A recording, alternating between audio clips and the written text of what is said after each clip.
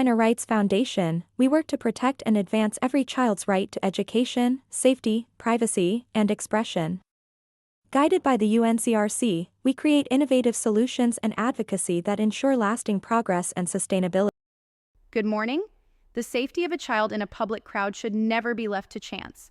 The sources show that tragedies often mislabeled as stampedes are, in fact, the predictable result of organizational failures in planning, design, and management.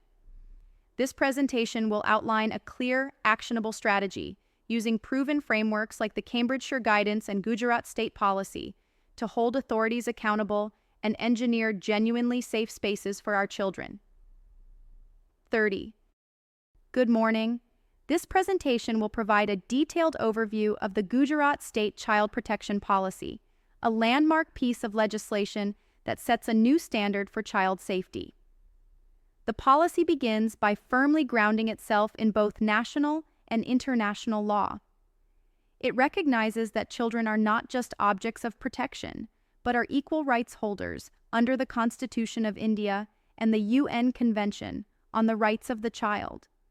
By referencing a suite of powerful laws, from the POCSO Act to the JJ Act, the preamble establishes an undeniable legal and moral imperative. This isn't just a policy document, it's a declaration that the state is committed to a rights-based approach, ensuring every child can live with safety, security, and dignity.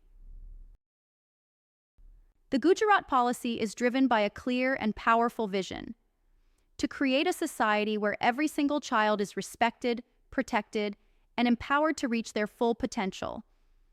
This vision moves beyond mere prevention of harm. It is aspirational. It legally commits the state to guaranteeing a child's fundamental rights to safety, education, health, and holistic development. The core objectives that flow from this vision are ambitious and systemic.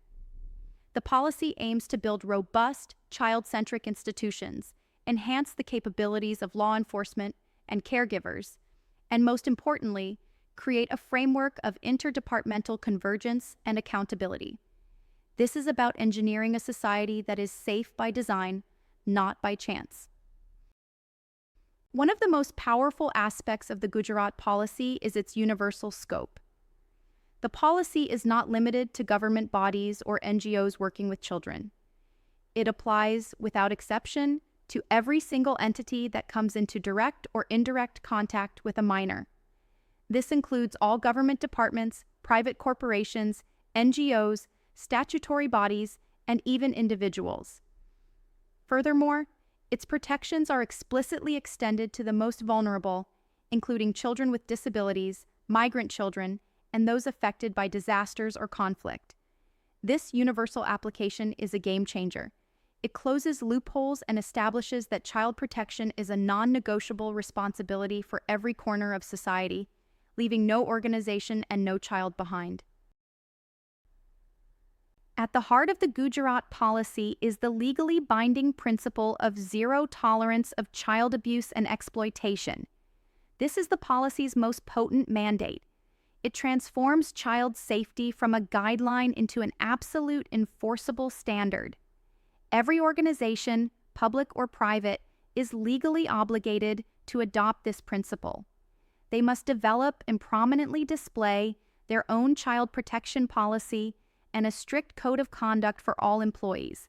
This creates a universal baseline of safety and makes it clear that there is no acceptable level of risk when it comes to a child's well-being. This principle is the engine that drives accountability throughout the entire system. To enforce the zero-tolerance principle, the policy mandates specific non-negotiable actions for all organizations. First, every employee and contractual worker must sign a personal declaration, affirming their commitment to protecting children. Second, every institution must designate a specific staff member as the child safety officer, creating a clear point of responsibility for implementing and reporting on safety procedures. Third, the contact details for this officer and emergency services, like Childline 1098, must be displayed prominently. These mandates create a visible and accountable infrastructure for child protection within every single organization, making safety an integral part of their operational DNA. The Gujarat policy recognizes that accountability requires competence. Therefore, it makes training and vetting mandatory. All organizations must conduct regular compulsory orientation programs on child protection laws and procedures for every employee from the top down. This ensures that everyone understands their legal and ethical duties. For institutions that work directly with children, the requirements are even stricter.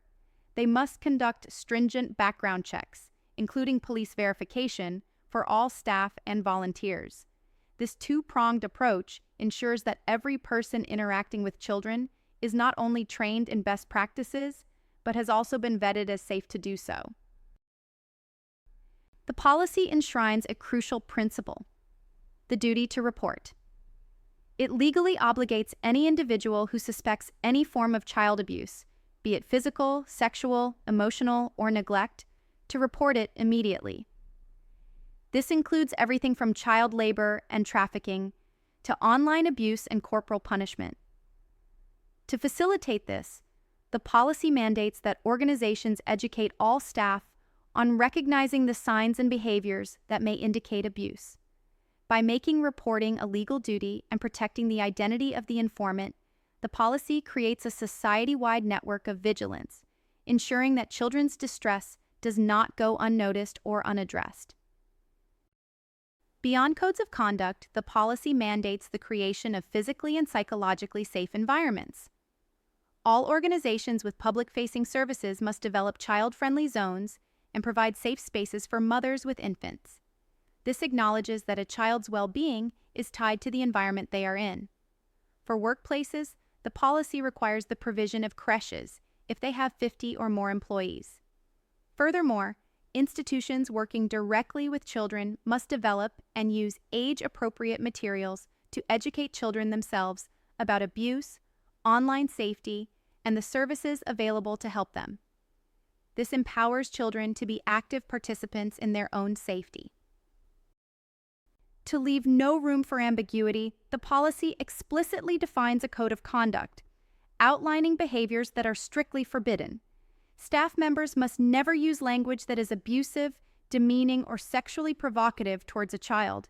They are prohibited from developing any physical or sexual relationship with a minor, or any arrangement that could be deemed exploitative. Crucially, the code states that a staff member must never place a child at risk or be aware of a risk and fail to report it. These clear, unambiguous red lines establish firm professional boundaries and provide a clear basis for disciplinary action and legal consequences, protecting children from manipulation and harm. Finally, the Gujarat policy ensures that its mandates have legal teeth. It explicitly states that any individual who abuses a child or violates the policy will be punished according to the law. The policy reinforces the legal consequences outlined in a range of powerful statutes, including the POCSO Act for sexual offenses, the JJ Act for corporal punishment in institutions, and the Child Labor Act for illegal employment. By annexing a clear list of offenses and the corresponding laws, the policy serves as a constant reminder to all organizations and individuals that failure to protect a child is not just an ethical lapse, but a serious criminal offense with severe repercussions. In conclusion, we have a choice: continue reacting to preventable tragedies or proactively implement the solutions that exist today. By mandating risk assessments, staff training, and systemic policies, we can shift the responsibility from parents to the organizers and policymakers who control these environments. The goal is a legally enforceable standard of care that ensures every child who enters a public space is protected not by luck, but by law.